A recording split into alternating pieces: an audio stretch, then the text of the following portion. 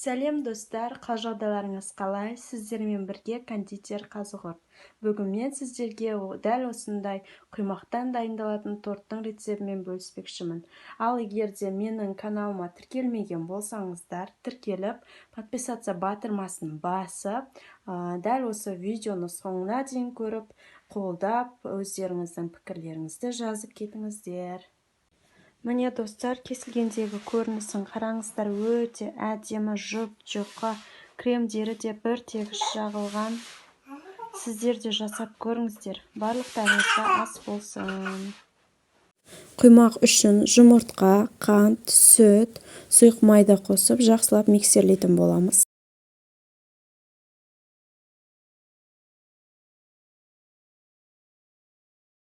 Құрғақ заттарымыз какао, қопсытқыш, ұнды салып араластырамыз. Қайнаған суды құйып араластыратын боламыз. Араластыру нәтижесінде осындай сұйық масса пайда болады. Мен осындай құймақ пісіруге арналған табаны қолданамын. Табаға сұйық массамызды салып, осылай екі шетін аударып пісіріп аламыз. Креміміз үшін творожный сыр, сливки және де қантымызды қосып жақсылап миксерлейтін боламыз. Креміміз қатты қою болмау керек, кішкене сұйықтау болу қажет. Қараңыздар, осындай миксердің ізі түсе бастаған кезде біздің миксерлеуімізді тоқтатамыз.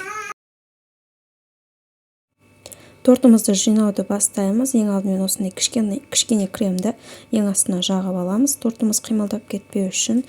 Сосын барып, блинчиктерімізді рет-ретімен қойып, жинап шығатын боламыз.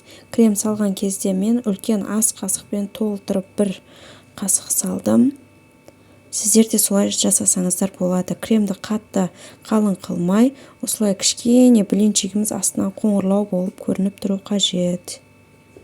Мен торттарымды кольцода жинап жатырмын. Сіздер де дәл мен сияқты торттарыңызды кольцода жинаңыздар. Сонда торттарыңыз түп-түзу болып шығатын болады. Тортымды жинап болдым, ал енді дайын болған тортымызды холодильникке кемі 3-4 сағатқа салып қоямыз. Міне достар, біздің тортымыз дайын болды. Қазір кольцосынан шешетін боламыз.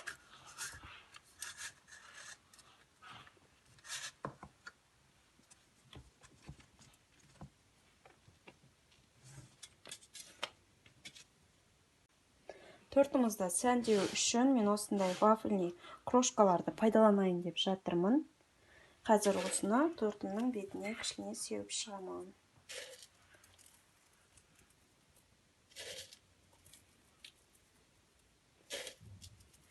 Сіздер әртүрлі шоколадпен безендірсеңіздер болады, немесе басқа да кремді кішкене өрнектеп жақсаңыздар да болады. Өздеріңіздің қалауларыңыз бойынша сәндеп қойсаңыздар болады.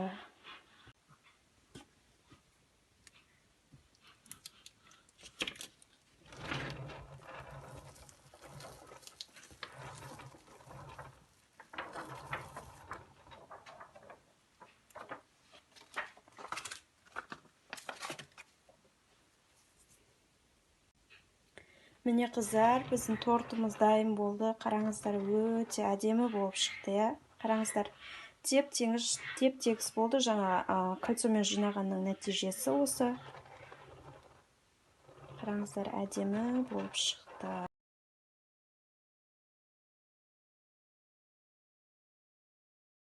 Міне достар, кесілгендегі көрінісін қараңыздар, өте әдемі жұп-жұқа кремдері де бір тегіс жағылған. Сіздер де жасап көріңіздер. Барлықтарыңызға ас болсын.